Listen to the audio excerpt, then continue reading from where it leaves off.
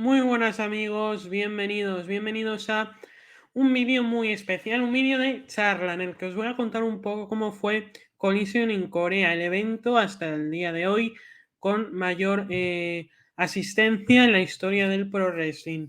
Si bien obviamente la asistencia que pues la mayoría no deseaba ir, pues tiene ese récord, aunque lo hayan intentado romper, pero ahí está, obviamente pues la gente no pagaba para ir e iba obligada.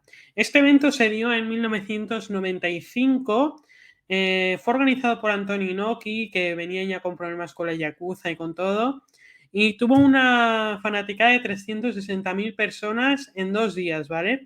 En 2 días pues como los WrestleMania de hoy en día. Collision en Corea fue un evento internacional que obviamente copó muchas portadas, porque llamaba mucho la atención que llevaran un show de wrestling con estrellas verdaderas a Corea del Norte. Hubo gente como Anthony Inoki, Muhammad Ali o Ric Flair, y pues resultó en una experiencia, fíjate lo bizarra que fue, que seguimos hablando de ella hoy en día. Así que vamos a comenzar. Tengo aquí el artículo que escribí para la cuenta de Tres hace un par de años o así. Y vamos a ir basándonos un poquito en ese artículo. Vamos a ver, empezamos hablando de que Antonio Inoki fue una de las estrellas más grandes de wrestling japonés, desde luego una estrella, la conoce todo el mundo en Japón, todo el mundo es una estrella. Eh, Hablaba Metzer el otro día, por ejemplo, que ahora, por ejemplo, Tanahashi, Okada, no son prácticamente nada conocidos, y es el más moderno que es realmente conocido, de hecho es un Thunder Liger, pero más allá la gente conoce a Inoki, al Giant Baba y poco más. Bueno, Antonio Inoki fue un luchador, el mayor luchador japonés de la historia. Fue el protegido de uno de los maestros, el coreano Riki Dozan, que es obviamente una de las mayores referencias de la lucha libre japonesa, pero como en esa época, cuando él nació en Japón, pero en esa época Corea era parte de Japón, entonces como él nació en Corea, perdón, ahora se le considera coreano. Entonces, ya una vez se hizo una personalidad, comenzó Inoki a hacer eventos, a organizar lucha libre, sea donde sea, en cualquier tipo de territorio, y hay historias aquí para largo. Por ejemplo, en 1990, Antonio Inoki se juntó a hablar, atención, con el dictador cubano, con el líder cubano, Fidel Castro, y después, bueno, fue culpado de llevar a 41 japoneses a Irak. Obviamente, pues prácticamente contra su voluntad y con muchísima controversia. Además, también con trato de blancas, fondos, desperdicio de fondos, que sí, bueno, un lío político tremendo. Esto va más allá de la lucha libre, por supuesto. Con lo cual, en esta época, Antonio Inoki también era político, obviamente era empresario, era luchador, era promotor, era de todo. Inoki, entonces también era político, entonces también quería buscar una manera en la que ser reelegido en las próximas elecciones. Con lo cual, él quiso hablar con el gobierno de Corea, ya que había un festival, bueno, de deporte, de espectáculo en Pyongyang, y querían ahí ser el epicentro de ese festival. La Corea del Norte, lo que hoy conocemos como Corea del Norte, se llamaba la República Democrática Popular de Corea, ¿vale? Que es hoy conocida como Corea del Norte, con el líder Kim Jong-un. Con lo cual organizaron esto, ¿no? Un evento que pues, fuera lo más grande posible, porque iba a estar petado en Pyongyang, y pues obviamente era un riesgo. Inoki ya conocía el riesgo en el que se estaba enfrentando, incluso porque el gobierno japonés en aquel momento no le podía garantizar a Inoki que él y los luchadores y todo el personal que viajara iba a estar a salvo, porque poca mano tenían en Corea del Norte en el momento. Obviamente, esto todo juntaba con la aprobación y en la garantía de que iban a estar bien de Kim Jong-il, que era en su momento pues el líder de Corea del Norte. Entonces Inoki contactó al en aquel momento presidente de WCW, Eric Bischoff, para intentar más o menos convencer a Muhammad Ali, la leyenda del boxeo, para como gran cabecilla de este gran evento. Obviamente Muhammad Ali pues vendía mucho en esa época, aunque ya estaba muy desmejorado, tenía Parkinson, y ese Parkinson al final fue quien se lo acabó llevando años después. Entonces intentaron contactar con Muhammad Ali, Y bueno, se suponía o iban a acordar que era una cartelera combinado con New Japan Pro Wrestling y WCW, 15 combates en total, que fuera de verdad combates de pay-per-view, ¿vale? Combates que luego se podían vender fuera para que lo comprase la gente también de Estados Unidos. Entonces, al ser un festival, también incluían bailes impresionantes, espectáculos entre combate y combate, o sea, a la altura de la Super Bowl, si no más. O sea, era, vamos, un espectáculo que, de hecho, aquí lo comparo con prácticamente un circo, en comparación a los, el entre medio de la Super Bowl, la comparación de este espectáculo tremendo que hicieron entre medias de los eventos. Entonces, Inoki, lo que quería transmitir o lo que quería vender con este evento era básicamente enaltecer la paz en un lugar de guerra, ¿vale? O sea, llegan aquí como los salvadores de la tierra que ofrecen entretenimiento a la gente que está en conflicto, pero bueno, obviamente es una cosa que era muy distinto a lo que realmente supondría que era nada, pero bueno. Con lo cual, quería, aparte de, bueno, Ali, Inoki contactó también con Bischoff para intentar llevar a Corea el inmortal, el Hulkamaniac tremendo y desenfrenado de Hulk Hogan, señores y señores, pero al final se cayó. Pero dijeron, bueno, pues si no es Hogan, es Ric Flair. Y Ric Flair aceptó y Ric Flair iba a ser también el cabecilla de este evento y se enfrentaría ante Inoki en el main event de la velada. A ver, vamos a ver un Ric Flair contra Inoki era un combate muy grande. Lo hagas en Corea o lo hagas en Siria, ¿no?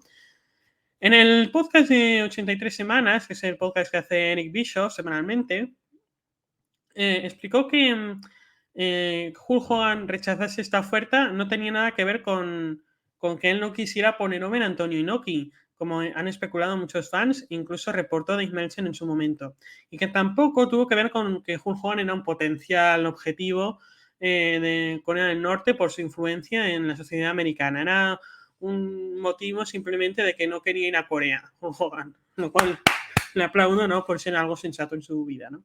No es muy común. Y dice por aquí, entre comillas, ellos, Inoki y Hogan, tuvieron una larga historia que iba hasta los años 80, así que hubiera sido genial para Inoki en muchos aspectos. Así que pregunté a Hulk, pero podría haberle preguntado si quería ir en un barco a Plutón, que no iba a pasar. Explicó ahí Eric Bischoff. También explicó que en su vuelo a Corea del Norte y todo esa aventura hacia el país asiático no era un poquito, básicamente un bonus en esa relación con New Japan Pro Wrestling y que les pagaron en Japón, en Corea no les pagaron nada. Más allá de Flair, también habían buenos luchadores americanos como los Hawk de los Road Warriors, Scott Norton, Wild Pegasus, que iba a ser Chris Benoit. También estaba tu Coach Scorpio, que era muy bueno, los Steiners. Y bueno, pues les pagaron su salario normal y corriente. No te creas que le dieron un bonus o no. Con lo cual, este evento ya vamos a ir a una cosa que ocurrió allí. Iba a ser algo muy importante, histórico para el deporte, todo lo que tú quieres, pero lo que hizo histórico de verdad en esto es que vieron en Corea del Norte pelear a mujeres allí. Era un 2 contra 2, el primer combate femenino de esa velada. Era Akira Hokuto y Bull Nakano ante Manami Toyota y Mariko Yoshida, básicamente 4 de los mejores luchadores del mundo y probablemente de la historia, ¿vale? Ese combate sí que está en Dailymotion, de hecho pondré un link aquí abajo porque es muy entretenido, obviamente son 4 que son unas maestras, ¿no? Con lo cual, supondría una gran sorpresa en la fanaticada. Mira que la fanaticada estaba callada todo el rato, pero igualmente ver a mujeres ahí era una sorpresa para ellos, sí, sí. Esos combates, hubo otro también, fueron también un gran precedente que luego, más o menos como similar, estaría ese Lacey Evans contra Natalia en Arabia Saudita en 2019, que también fue histórico. Obviamente por otras razones, más o menos, pero bueno. Así que el estadio Mayday de Pyongyang estaba listo para hostear, atención, el Festival Internacional y de Cultura por la Paz. Iba a ser también algo que era apolítico, ese era el mensaje que quería transmitir el gobierno, completamente apolítico y simplemente para celebrar la cultura y el deporte del mundo, ¿vale? Vamos a hablar ahora del vuelo a Corea del Norte de los luchadores, los pobres. Para los que fueron de Estados Unidos, ellos no podían ir directamente a Corea del Norte, hoy en día tampoco, tienes que buscar un poquito las habichuelas, que si ir a Corea del Sur, creo, o ir a tal e ir en un tren bala, y además que necesitas un montón de acreditaciones y que te den un montón de validaciones, pero bueno, para los que viajaron en Estados Unidos no podían ir directamente desde Corea del Norte y tuvieron que ir a través de hasta la ciudad costal del Pacífico de Nagoya, en Japón. Y ahí es donde Corea del Norte iba y mandaba un pequeño avión para que lo recogieran. Así que, una vez más, esto incumplía, por así decirlo, el glamour que, bueno, que más o menos tenían los luchadores en esa época. Vamos a ver, eran estrellas al final bueno, en Estados Unidos sobre todo y también en Japón eran estrellas. Sonny Ono, que es un luchador también por aquí, recuerda que muchos se volvieron locos en el avión porque parecía que era igual de viejo que la guerra de Corea y no tenía prácticamente ni cinturones. Era un avión de transporte que no era de lo más cómodo. Para alguien como Scott Norton, que pesaba casi 360 libras, era un poco incómodo, recordaba Bischoff. Esa cosa parecía que había volado en la Segunda Guerra Mundial, decía el Scott Norton precisamente. Era un desastre, dijo, y con problemas. Era realmente una desgracia. Intentamos pedir una cerveza y estaban todas calientes. Nada estaba refrigerado. El vuelo era terrible. Bueno, tampoco. Estaba todo el rato, el avión estaba todo el rato básicamente temblando y con problemas. Dice aquí Rick Steiner, que tampoco había, la gente decía mucha cosa en el avión más allá que rezar prácticamente. Em, Muhammad Ali necesitaba susurrar para comunicarse, bueno, el pobre estaba ya un tanto enfermo, pero muchos recuerdan que su personalidad, su carisma en ese momento era lo que realmente hizo un poco las vibras positivas en ese avión. Obviamente Muhammad Ali es muy querido por eso, ¿no? Porque era una persona que tenía un carácter muy especial y que la gente lo recuerda con mucho cariño.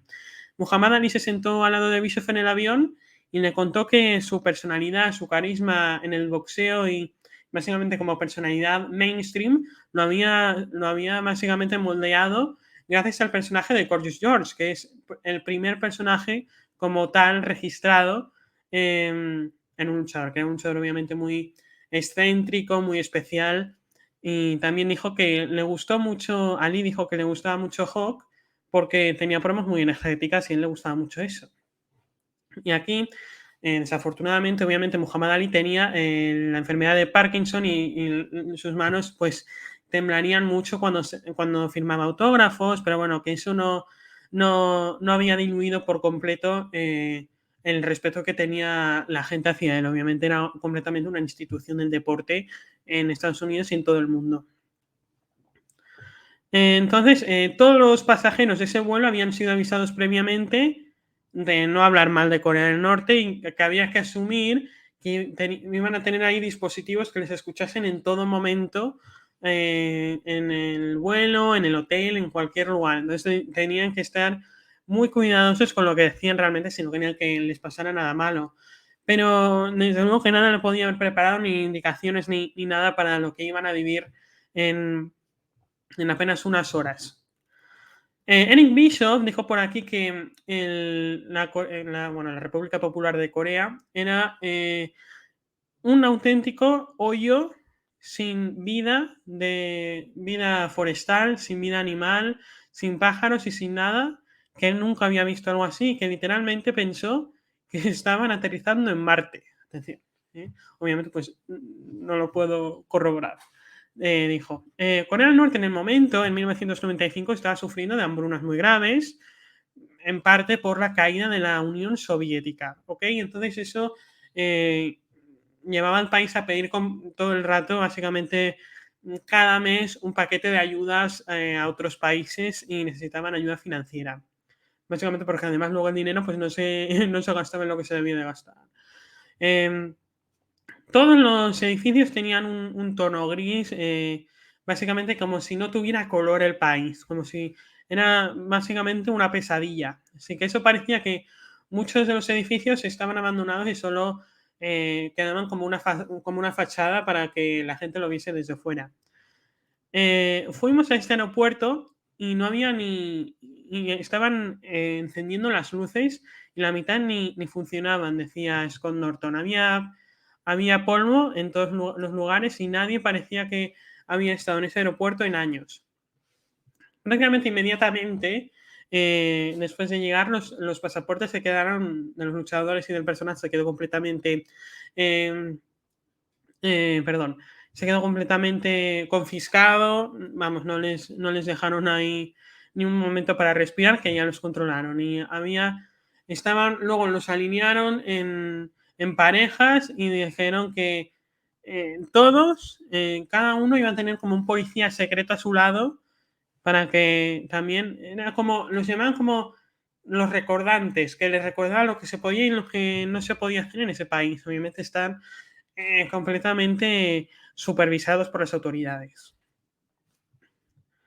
Con lo cual, Ric Flair comenta aquí que en su momento, pese a ser una persona aventurera que se lanzaba a cualquier cosa, dudó en ir a Corea del Sur y de hecho el gobernador de Carolina del Sur, Carol Campbell, un gran republicano, le dijo, no viajes a Corea del Norte que te puede pasar algo malo, pero al final él fue y ahí está. Entonces, como había y hay mucha parte de Corea del Norte que se pone que es secreta, básicamente que no se pasa, que no hay información en el resto del mundo, pues Ric Flair comenzó a dudar del viaje, de su seguridad y sobre todo ya cuando le quitaron los pasaportes, ahí fue el momento en el que más dudó de si seguir ahí o no. Pero bueno, de todas formas yo creo que si quería salir tampoco iba a ser muy sencillo, ¿eh? Con lo cual se metieron la mayoría en un Mercedes amarillo, más o menos verde amarillo, que les obligó a meterse el gobierno de Corea y les dijeron que les iban a llevar de un tour. Y estaban acompañados de diferentes bueno, medios de comunicación del Estado, cámaras muy antiguas, pero básicamente que la tecnología del mundo no había llegado a Corea del Norte porque iban con años de retraso en varios aspectos. Y dijeron que la mayoría iba muy bien vestida, básicamente para básicamente transmitir poder a los americanos, obviamente. Entonces esas autoridades iban al lado suyo todo el rato 24/7 para responder todas las preguntas que tenían y sobre todo para intentar adoctrinar a los viajeros sobre, vamos, básicamente toda la grandeza del estado en el que estaba, sobre la grandeza del recién caído líder Kim Il-sung y al final de la superioridad de la vida de los norcoreanos y la fortaleza de su gobierno prácticamente. Con lo cual, al final fue completamente, intentaron adoctrinar y meter realmente el mensaje en la cabeza de los americanos para luego decir, coño, así si vuelven y esparcen el mensaje de que Corea del Norte es la polla y al final pues es bueno para nosotros también. Cuentan aquí también que los norcoreanos enseñan desde una muy corta edad a sus niños que los americanos son unos imperialistas bastardos y que, bueno, básicamente dan una muy mala propaganda de los americanos e incluso a los niños los tienen completamente adoctrinados para opinar así de mal sobre básicamente los que no son norcoreanos prácticamente. Y dijo Dick Flair en su libro To Be the Man, que es un libro un poquito extraño, bueno, si quieren pues leyendo, pero bueno, da un poquito de pereza. Además no me gustó, porque como no está cada palabra como cada palabra no empieza por mayúscula, no parece de Ric Flair, lo siento. Dice que estaba su acompañante, esa autoridad norcoreana, estaba hasta muy sorprendido sobre su Rolex. Obviamente siempre llevaba un Rolex, siempre lo comenta en sus promos, el Rolex Wearing, y se sorprendió muchísimo de ver lo que valía ese reloj. Al final ellos no habían visto nunca a nadie así, a alguien que no forma parte del gobierno ni de altas esferas de un país, de ver a que alguien con ese reloj, y la mayoría era de gente con la que se encontraban, era obviamente algo inalcanzable para ellos, obviamente. Y dijo, me sorprendí mucho, coño, pues no sé por qué, porque tú llegas a la ciudad, tú llegas al país, ves que básicamente llegas en un avión que prácticamente se cae al suelo. Hombre, pues no sé, muchos roles no había en la sociedad, ¿no? Norcoreana. Am, con lo cual, pues los llamaron y básicamente intentaron ahí como pudieron adaptarse, los metieron en un hotel como pudieron, con muchos lujos, en plan frutas, bailes, tal, pero al final intentando ahí, intentaron más o menos cubrirse las espaldas, ¿no? Y aquí es una anécdota que me gusta mucho, es con Norton. Es con Norton, que es un gran protagonista en este viaje, ya lo hemos visto. Durante días Scott Norton había intentado ponerse en contacto con su mujer, pero para llamar a alguien del extranjero en Corea del Norte tienes que pedir una línea telefónica a un operador que está abajo, que iba a conectar la línea, la llamada por China, y ya luego tenías que coger tú el teléfono de tu habitación para poder llamar. O sea, ellos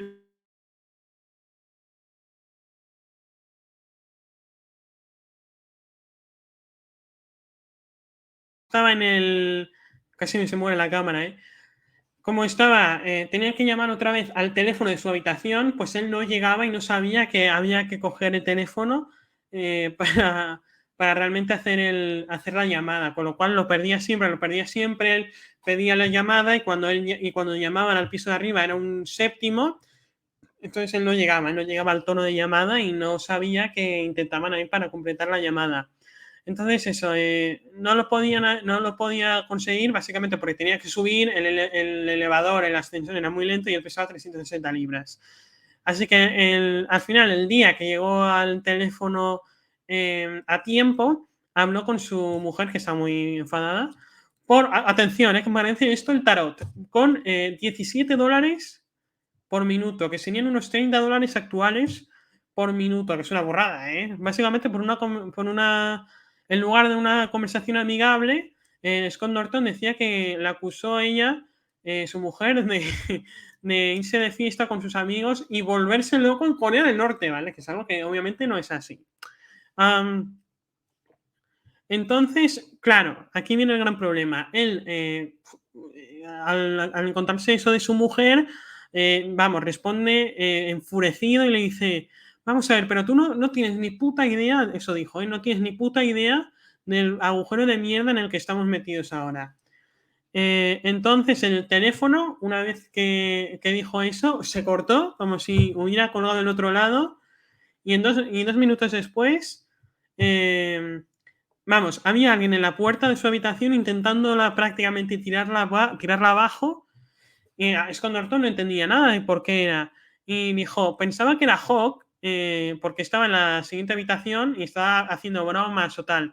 Pero cuando él abrió la puerta, cuando Scott Norton abrió la puerta, era prácticamente su acompañante del Estado, con guardias armados y una disposición de básicamente de matarlo, de ejecutarlo. Y básicamente Scott Norton ya comenzó a sentir lo que eso iba a significar para él, básicamente una ejecución, y procedieron a decirle que no podía hablar mal sobre Corea del Norte como lo acababa de hacer y solo le dijeron ven con nosotros. Obviamente esto ya le fue advertido a Scott Norton con anterioridad, pero con todo el tema de la llamada, además de esto que no se lo esperaba, pues al final acabó diciéndolo para eliminar las sospechas a su mujer, pero claro, al final pues estaban vigilados 24/7 y pues no tardaron en básicamente pillarlo por banda y vamos a ver lo que va a pasar ahora. Entonces lo llevaron a escaleras abajo, pasaron al operador también del teléfono, quien había conectado su llamada, y lo llevaron al sótano. Pronto otra persona se unió y esa persona se vio que Scott Norton se aterrorizó de ella y admitió que, que eso no le pasaba muy a menudo, que le diera miedo a otra persona. Entonces empezó a hablar a los demás y mientras escuchaba, Norton veía que a esas miradas que le podían haber matado, porque al final estaba reducido. Entonces es cuando Norton explicó en una entrevista a Aníbal TV que estaba solamente sentado ahí pensando, ¿en qué me he metido? Nadie sabe que estoy aquí, nadie sabe dónde estoy. Y estoy pensando, esto es todo, estoy muerto. Y aún creo que si Muhammad Ali e Inoki no estuvieran en ese tour, podría haber muerto. Entonces, finalmente escucharon repetidamente que era simplemente una discusión con su mujer.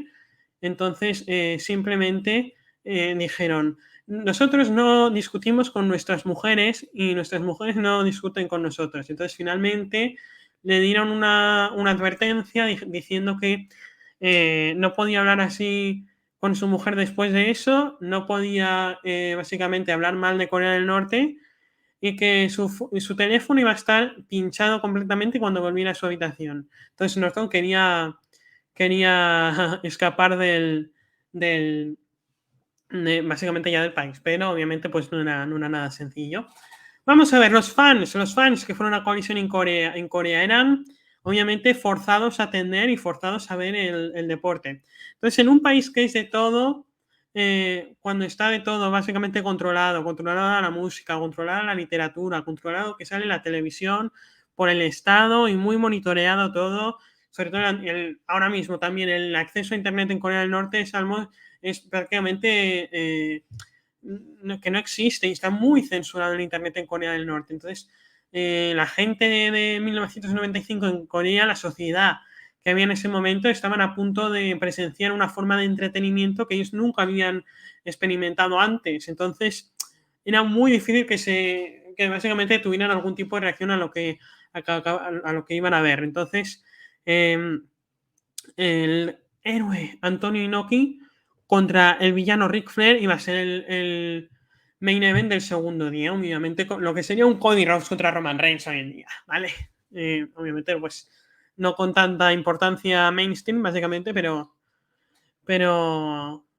eh, pero más o menos era así.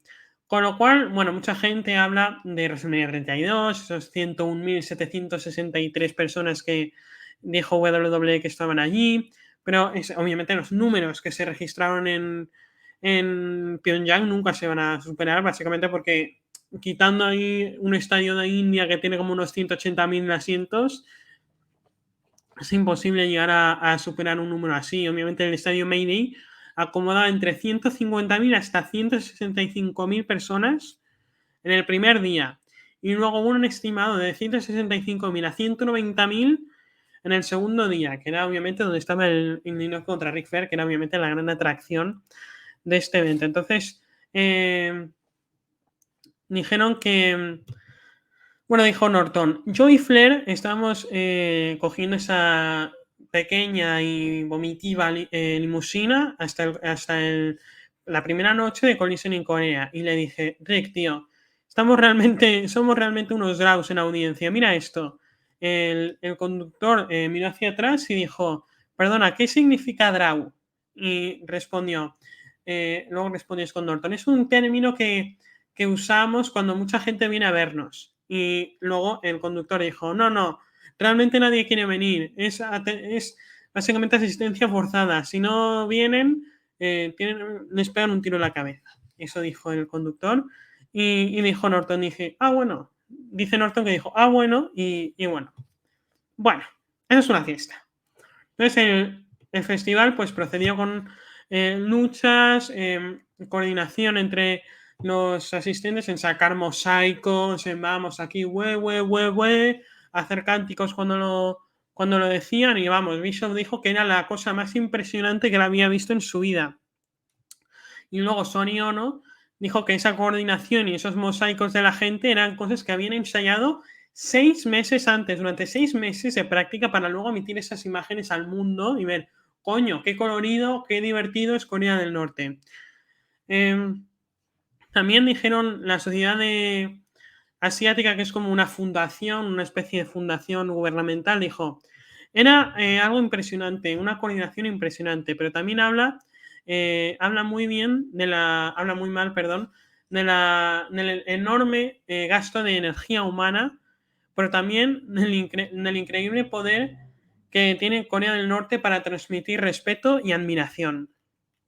Entonces, luego Muhammad Ali fue introducido a la fanaticada, que básicamente estaba en su sitio, básicamente era como un palco y al lado tenían las autoridades de Corea del Norte. Entonces él saludó, tal, la gente, pues sí, sí, sí, básicamente sí, sí reaccionaba a él, obviamente era el más conocido que estaba allí, más conocido, y tuvo una buena reacción, aunque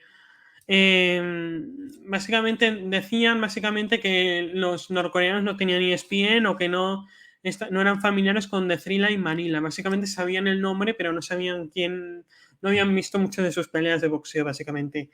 Pero esa reacción era genuina. De todas formas, había confusión, la reacción era confusa en la mayoría de eventos, bueno, de eventos de combates que se iban a dar en las dos noches. A lo mejor abucheaban al face, pero luego lo aplaudían y así con los heels. Entonces, no, ellos no pillaban muy bien el concepto de villano o de bueno, al menos de primeras. Es que hay que tener en cuenta que es algo completamente nuevo para ellos, ¿vale? O sea, tú les expones a algo que nunca han visto jamás. Si estoy aquí sentado y de repente me pones algo que no he visto nunca, pues no sé cómo me voy a sentir. Al final, desde luego que no tienen nada de culpa los espectadores. Entonces dijeron que para la tristeza de los luchadores había muy poca reacción para una fanaticada tan enorme. Hablan también aquí que las fanaticadas japonesas son muy intensas en su manera particular, pero están presentes durante la mayoría de los combates. Pero esos espectadores estaban vegetales, dijeron. Rick Steiner dijo, ellos no aplaudían, no hacían nada, nunca había visto nada parecido, así que fue una experiencia nueva, vamos, en todos los ámbitos. Shell dijo que creyó que estaban como atontados, porque incluso él, como un americano, estaba confundido porque era básicamente estaba confundido de que no reaccionaran tanto los aficionados porque era algo increíble ver a estos atletas en acción, seas familiar con el deporte o no. Eric Bischoff también cuenta que se sintió como, vamos, como si todos los integrantes del evento eran, vamos, parte del Mount Rushmore de la lucha libre profesional, que estaba sentado más o menos por donde Muhammad Ali y también al lado de Sonny Ono y de Ric Flair en la primera noche. Ric Flair creyó que que lo que les gustaba a los norcoreanos era la lucha libre grecorromana, pero en lugar de eso, los espectadores básicamente vieron un show que era muy diferente a eso, con cosas muy poco creíbles y cosas prácticamente imposibles en lo que es realmente un combate de lucha realmente real, ¿no? Y él tuvo básicamente que responder preguntas con básicamente contestaciones prácticamente estúpidas cuando les preguntaban sobre los combates que había ocurrido.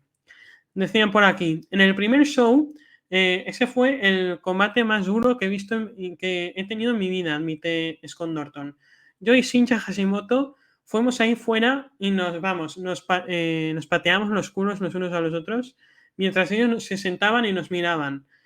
Fuimos por 20 minutos, luchamos 20 minutos y básicamente abucheaban más o menos alguna que otra vez, pero fue terrible. La mayoría de norcoreanos son pequeños y obviamente se conservan mucho a la hora de reaccionar. Eso también les pasa a los japoneses, pero sobre todo a los norcoreanos mucho más, porque tienen esa sensación de estar completamente cuadriculados porque no saben, claro, esto que decían antes, ¿no? Que no saben cuándo tienen ahí la pistola para pegarles un tiro en la cabeza, entonces tienen que estar así, básicamente contenidos.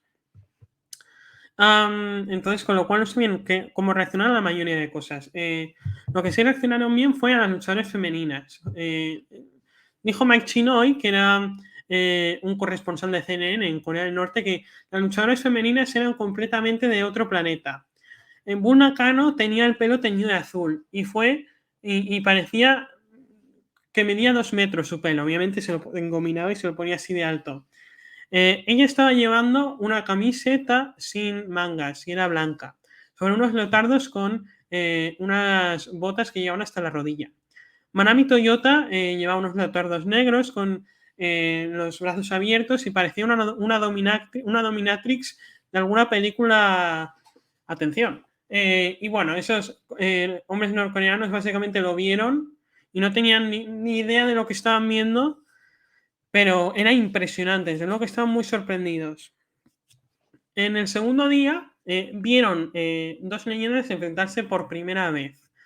Pero el Nature Boy Ric Flair, acostumbrado a ser el centro de atención de todos los públicos, sin, no, hombre, pues con poca sorpresa, obviamente, no es que le quisieran mucho la fanaticada, pero era simplemente indiferente completamente. O sea, no generaron ningún tipo de hit ni nada.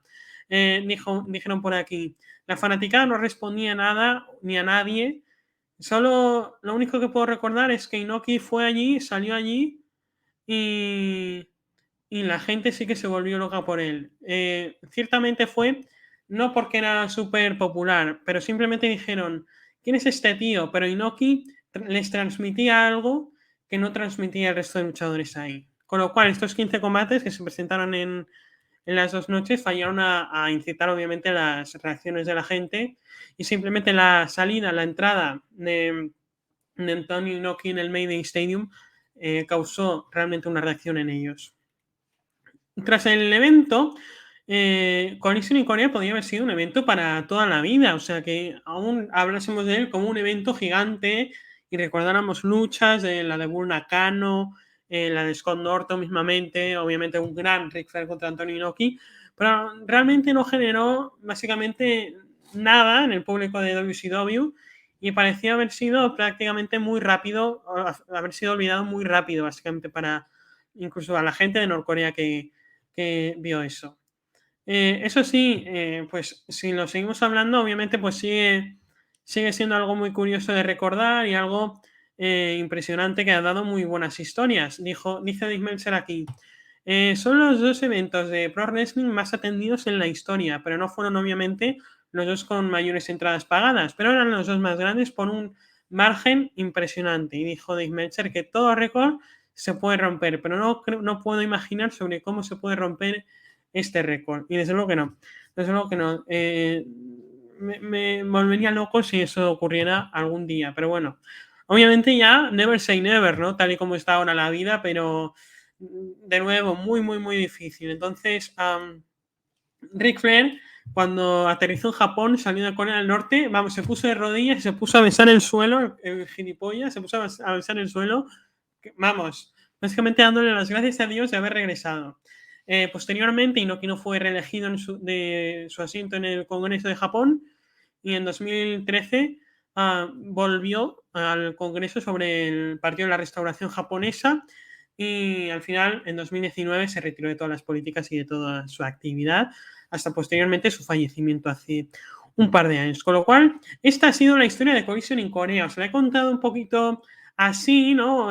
Como se me iba viniendo, ha sido un vídeo de charla, ha sido un vídeo largo, pero que os podéis poner como podcast si queréis sin ningún problema. Es algo súper curioso, que mola hablar. Y tengo planeado subir más vídeos de este estilo. Tengo planeado subir el del Vuelo del Infierno y el de Mass Transit. Dos historias que tengo yo también aquí el